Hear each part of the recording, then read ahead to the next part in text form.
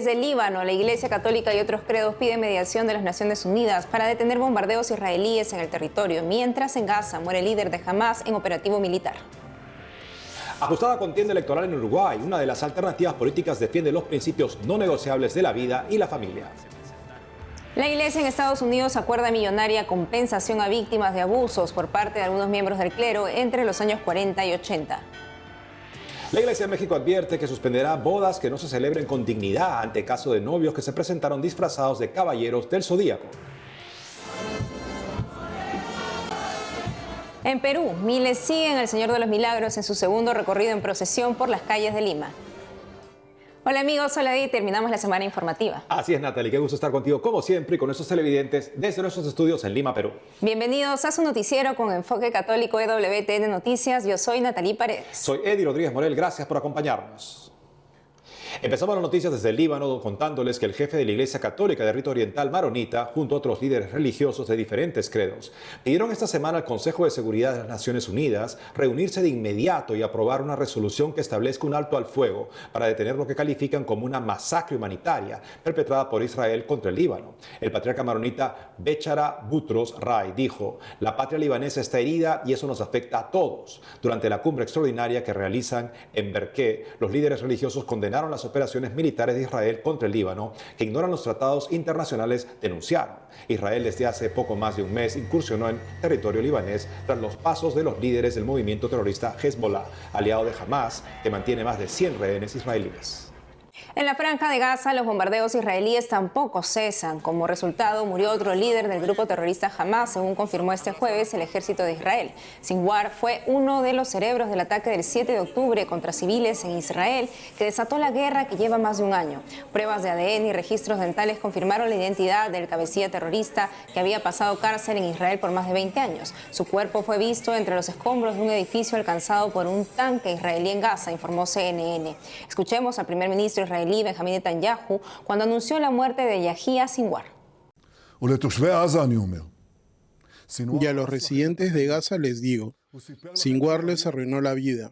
Te digo que era un león, pero en realidad estaba escondido en una guarida oscura y lo mataron cuando huyó presa del pánico de nuestros soldados. Su eliminación es un hito importante en el declive del malvado gobierno de Hamas.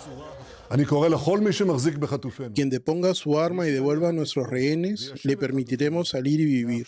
Y de la misma manera digo, quien daña a nuestros rehenes tiene la responsabilidad. Saldaremos la cuenta.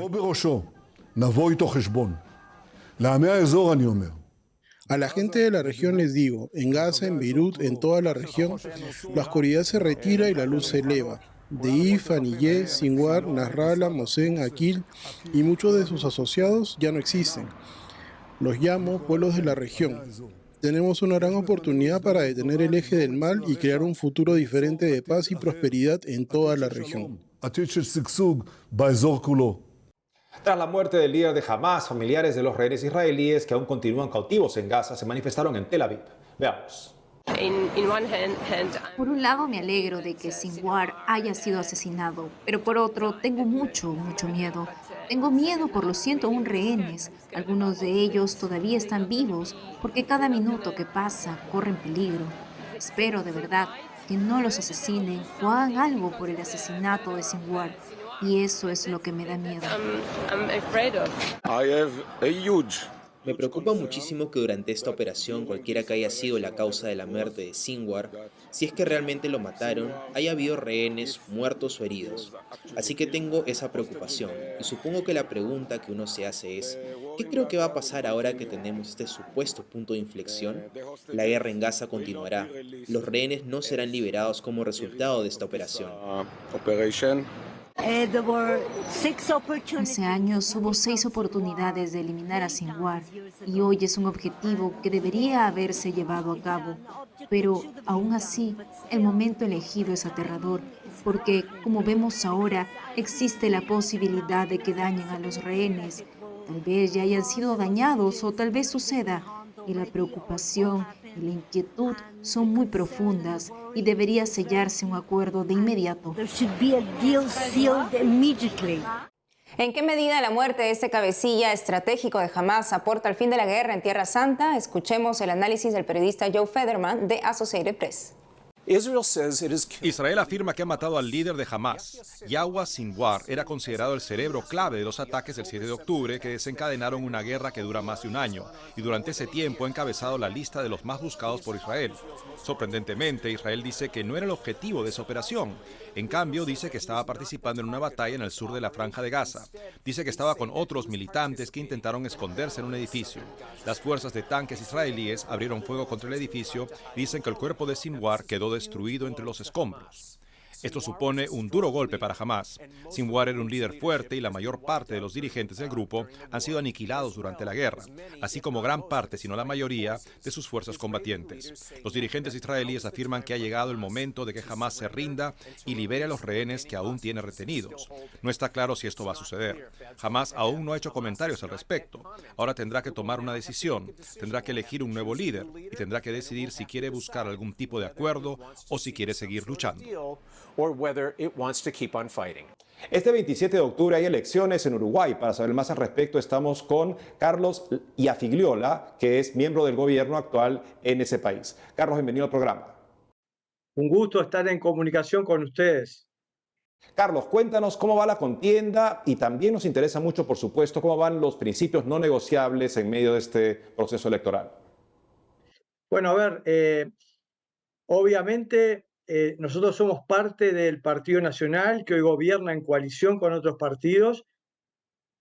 Aspiramos a que haya un segundo gobierno de coalición liderado por nuestro Partido Nacional. Eso se va a dirimir ahora el 27 de octubre, si se obtiene mayoría, si no, hay una segunda vuelta en noviembre. Y bueno, nosotros dentro del Partido Nacional y dentro de la coalición estamos jugando, lo hemos jugado desde siempre en Uruguay, un rol muy particular, el de poner en el centro el debate público de las ideas que llevamos adelante, bueno, justamente una matriz, una mirada de raíz cristiana y poniendo en el centro el debate temas que otros no ponen, como por ejemplo el tema de la defensa de la vida, desde la concepción hasta la muerte natural, el tema de la defensa de la familia como célula básica y central de desarrollo de una sociedad, el trabajar fuertemente en contra de todas las políticas que viene pasando en el mundo, pero ha llegado a estos lares que intentan meter estas nuevas ideologías, la ideología de género, entre otras. Es decir, nosotros intentamos poner nuestra mirada en todos los temas que hacen justamente a la vida del país, pero sobre todo ensalzando aquellos en los cuales, bueno, nuestro rol es clave. Nosotros somos los que estamos siempre tironeando del saco para que estas cosas se tengan en cuenta a la hora de gobernar. Bueno, en nuestro gobierno, en este que está terminando, se hicieron cosas, pero quedan muchas cosas por hacer. Por ejemplo, en el tema del aborto, Uruguay desde el 2012 lamentablemente tiene aprobada una ley que ya cobró más de 120.000 vidas, 120.000 bebés han muerto en estos años por aborto legal en el Uruguay. Bueno, ese es un tema para nosotros central. Siempre estamos poniendo este tema arriba de la mesa, proponiendo alternativas al aborto, obviamente intentando ver si existe una mayoría que pueda derogar la ley. No es sencillo, pero bueno, ese es nuestro rol. Ahora, en esta coalición y en nuestro partido tenemos un espacio para levantar estas banderas. Del otro lado, quien está pujando por el gobierno es la izquierda en Uruguay, el Frente Amplio, que ya gobernó, que fue justamente en los 15 años anteriores, hasta el año 2019, gobernó y bueno, fue el partido que impulsó todas estas leyes. Impulsó y se aprobó la ley de aborto, la ley de marihuana, la ley para personas trans, entre otros temas. Entonces, bueno, está claro que el cruce de caminos ahora el 27 de octubre y sea el balotaje en noviembre es muy claro. De un lado nosotros con una coalición republicana integrada por 4 partidos políticos y haciendo nuestro esfuerzo para que estos temas sean centro en las políticas públicas, pero del otro lado la izquierda que levanta justamente estas ideas foráneas que, bueno, que han prosperado en gran parte del mundo, pero que nosotros hemos combatido. Así que el cruce de caminos y hacia dónde tenemos que ir es muy claro en Uruguay. Pues Carlos, ¿cómo se ven en los sondeos? ¿Qué podemos esperar, digamos, un poquito a partir de las encuestas sobre estas próximas elecciones? Bueno, a ver, una vez más, igual que ocurrió en el año 2019, esta va a ser una elección muy peleada. Es decir, primero, nadie está en condiciones de ganar en primera vuelta. Ese es un dato de la realidad. Pasó en la pasada, las encuestas vuelven a mostrar lo mismo. No hay nadie que hoy esté con posibilidades de ganar en primera vuelta y seguramente en la segunda vuelta, que van obviamente los dos partidos más votados. De un lado va a ser seguramente el Frente Amplio, la izquierda en Uruguay, y del otro lado seguramente una vez más nuestro partido, el Partido Nacional, que tiene más de 180 años de historia y que tiene en sus raíces, en sus valores fundacionales, una mirada cristiana. Por eso nosotros militamos en el Partido Nacional con nuestra agrupación social cristiana, pero dentro del Partido Nacional. Bueno, seguramente de nuevo vaya a haber un balotaje el último domingo de noviembre y otra vez yo vaticino que va a ser un final de bandera verde, ¿no? Va a ser un final muy ajustado. En la elección pasada logramos ganar el gobierno por 20 y pico mil votos, o sea, estamos hablando de muy pocos votos que se logró ganar el balotaje. Bueno, yo entiendo que esta elección va a volver a ocurrir lo mismo, es más, creo que va a ser más ajustada la diferencia entre un bloque y el otro.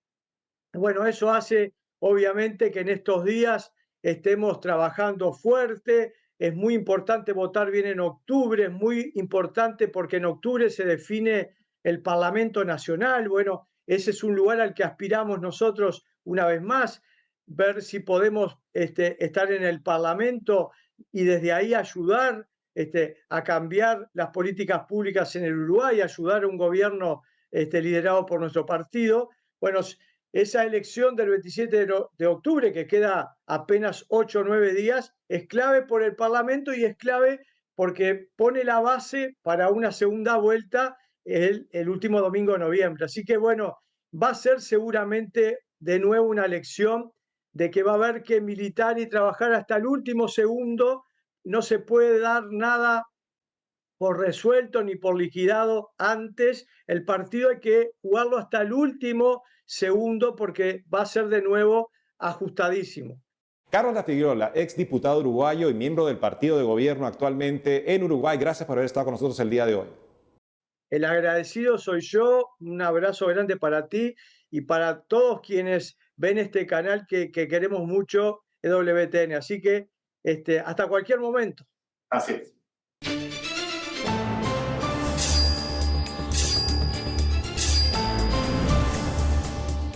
Y en Estados Unidos, la Arquidiócesis de Los Ángeles anunció el miércoles último un acuerdo de $880 millones en favor de las víctimas de abusos cometidos por el clero entre los años 40 y los años 80. El arzobispo José Gómez espera que el pago ofrezca, en cierto modo, algo de sanación para las víctimas, fueron sus palabras. Los abogados de ambas partes señalan que el acuerdo abordaría más de 1.300 denuncias de abuso sexual infantil presentadas contra el arzobispado californiano. El proceso de mediación, realizado por Daniel Buckley, juez retirado de California, duró cerca de un año. Monseñor Gómez dijo que aunque el acuerdo es el más cuantioso gestionado por una arquidiócesis de Estados Unidos, permitiría a la jurisdicción de Los Ángeles continuar con sus ministerios y programas sociales en servicio de pobres y vulnerables. Escuchemos al abogado de la Arquidiócesis de Los Ángeles, Kirk Dillman, sobre el acuerdo para indemnizar a víctimas de abuso sexual por parte del clero entre los años 40 y los años 80. Es el acuerdo más grande en casos de abusos del que tenemos conocimiento. Y como dije, afectará las operaciones diarias de la arquidiócesis durante años y años, tal vez décadas por venir. Estos casos se presentaron por abusos que ocurrieron en los años 40, 50, 60, 70, un poco en los 80. Hace mucho tiempo, no estoy excusando nada, pero el hecho es que hoy la arquidiócesis es un lugar muy diferente de lo que era hace 40, 50, 60 años. Y la comprensión del abuso es muy diferente y más sofisticada que entonces. Por eso hemos puesto en marcha programas a partir de los años 90, una política de tolerancia cero. Es importante que los fieles que hagan esta pregunta sepan que este acuerdo no se financiará con los bienes de las escuelas o parroquias. La arquidiócesis está utilizando todos sus excedentes de inversión, todos los excedentes de inversión de los cementerios y morgues, la colocación privada de activos que de otra manera no se pueden monetizar, los préstamos bancarios utilizados, la disposición de líneas de crédito y la venta de bienes inmuebles.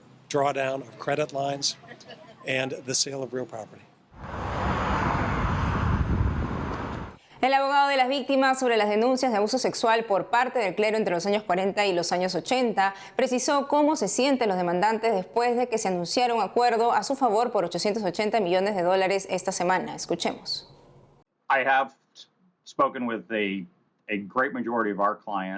He hablado con la gran mayoría de nuestros clientes y hay una mezcla de emociones.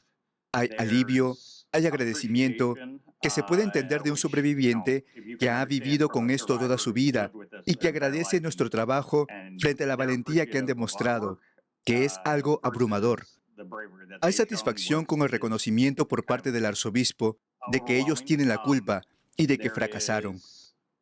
Obviamente hubo disculpas en 2007, pero no para este grupo de víctimas ni para este grupo de personas que se presentaron. Así que la declaración del arzobispo y el reconocimiento de su culpa y de su daño son muy importantes. La arquidiócesis sabía en última instancia que iba a pagar una suma importante de dinero. El monto de esa suma, obviamente, cambió en el transcurso de 1 año y medio, pero fue con el objetivo de poner fin a estos casos y no ir a juicio, ni llegar a una situación en la que no terminarían pagando a los demandantes. Vamos a una pausa y al volver, la Iglesia en México advierte que suspenderá bodas que no se celebren con dignidad ante caso de novios que se presentaron disfrazados de caballeros del Zodíaco. Además, en Perú, miles siguen al Señor de los Milagros en su segundo recorrido en procesión por las calles de Lima. Regresamos con más noticias con Enfoque Católico.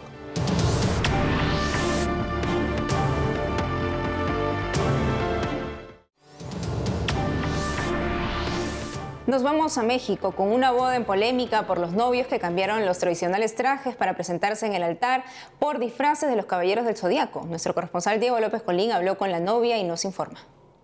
Una boda inusual en Guanajuato.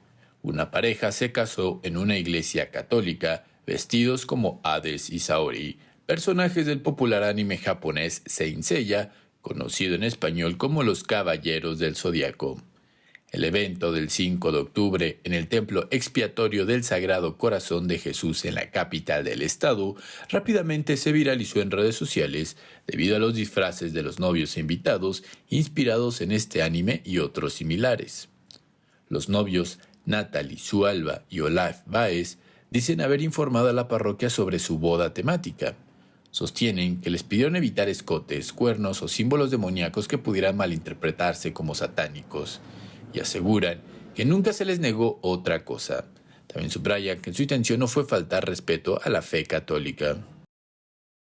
O sea, en esto nos conocimos, esto nos dio nuestra familia, esto nos dio los amigos que tenemos ahora, pues qué mejor manera de mostrar quiénes somos, nuestra devoción y nuestro cariño, nuestro amor, que entregándoselo pues a quien se supone que es la más alta autoridad ante el mundo, ¿no? O sea, esa era nuestra intención realmente. El mira, te ofrecemos lo que nos construyó a nosotros, lo que fuimos nosotros, lo que somos y lo que seremos, y aquí estamos siendo felices ante ti y celebrando con lo más honesto que tenemos.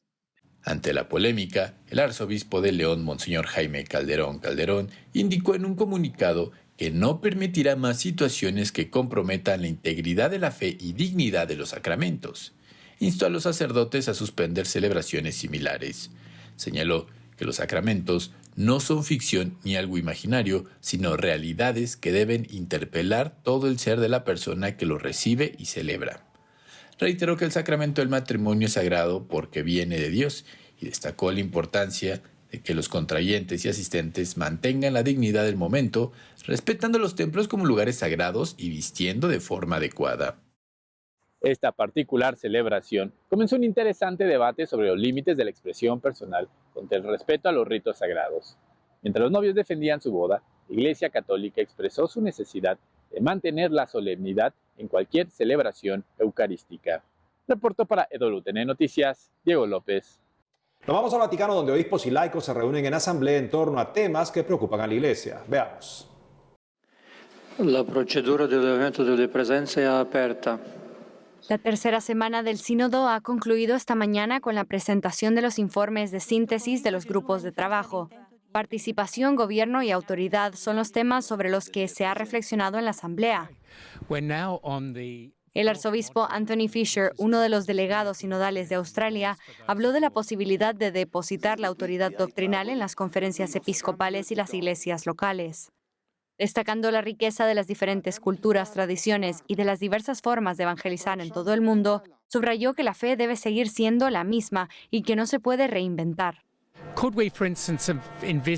Podríamos, por ejemplo, imaginar una iglesia en la que en algunos países se ordene a las mujeres y en otros no, o en la que en algunos países se celebren matrimonios entre personas del mismo sexo y en otros no, o en la que en algunos países se tenga una cristología arriana y en otros una cristología nicena. Como puede adivinar, creo que no. Creo que debemos tener la misma fe, la misma moral, el mismo orden eclesiástico y esencialmente la misma liturgia.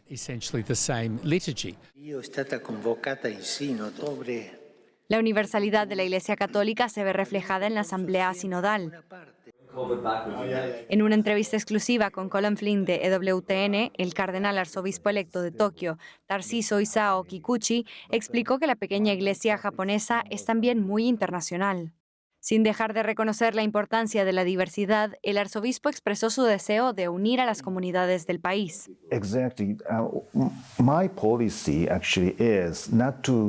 En realidad, mi política no es la de establecer una comunidad separada para las distintas culturas y lenguas, sino que quiero tener una comunidad integrada, lo cual es muy difícil. Pero hay algunos sacerdotes y algunas personas que intentan que otras nacionalidades y otras personas formen una comunidad. Durante una de las sesiones informativas diarias, el teólogo australiano Ormond Rush se centró en la importancia de la tradición. Subrayó que la revelación viva no se construye de verdades estáticas, sino de un diálogo continuo entre Dios y la humanidad. En su discurso explicó que el sínodo quiere profundizar en el proceso de tradición viva de la Iglesia para actualizar el mensaje del Evangelio. En otras palabras, el papel de la teología es ayudar a la Iglesia a cumplir mejor su misión primordial de proclamar y llevar la visión de Dios a todo el mundo. Una visión en la que creemos, por supuesto, que revela a Jesucristo en todo su ministerio y en su muerte y resurrección, en el envío del Espíritu Santo, el que ha de guiar a la Iglesia hacia el futuro. Y eso es lo que hace el sínodo, escuchar al Espíritu Santo, escuchar la palabra de Dios, escuchar las experiencias. Los trabajos de la Asamblea reanudarán el próximo lunes, cuando los participantes se reúnan para la presentación del borrador del documento final, que se publicará el 26 de octubre. Este domingo por la mañana en la Plaza de San Pedro, los participantes se reunirán para la misa de canonización, presidida por el Papa Francisco. En Roma, Paola Riaza, EWTN Noticias. Perciò chiunque si farà piccolo come questo bambino. Nos despedimos con imágenes de la procesión del Señor de los Milagros, la devoción popular más importante del Perú que data del siglo XVII. La imagen en procesión cumple su segundo recorrido, seguido por miles en las calles de Lima, Perú. Hasta el lunes.